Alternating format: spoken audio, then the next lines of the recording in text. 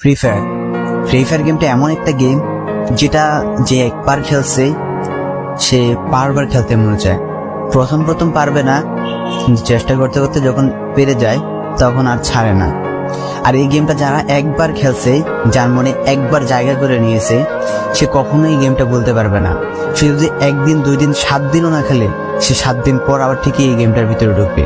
কারণ এই গেমটা কখনো কাউকে কষ্ট দেয় না। এই গেমটা সবসময় সবাইকে আনন্দ রাখে। এই গেমটাতে আমি অনেক সময় কাটাইছি, আর এটা আমি কখনো ভুলতে পারবো না। এই গেমটা আমার কাছে এমন একটা গেম যেটা কিনা আমি বলে বোঝাতে পারবো না। অ্যান্ড এই গেমটা শুধু আমার কাছে না, আমি মনে করি যে প্রত্যেকটা ফ্রি ফায়ার প্লেয়ারের কাছে অনেকটা ইমোশনাল টাইপের একটা গেম হয়ে গেছে। কারণ এই গেমটাতে বর্তমানে যে অবস্থা হচ্ছে, যে গেমে এমন আপডেট দিতেছে, আপডেট দেওয়ার কারণে পুরো গেমটাই চেঞ্জ হয়ে যাচ্ছে। আগের ফ্রি ফায়ার আর আগের মতো নেই। তো এই কারণে হয়তো কোনো এক সময় আমরা এই গেমটা ছাইড়া দিতে হবে, তবে ছাড়া হবে না।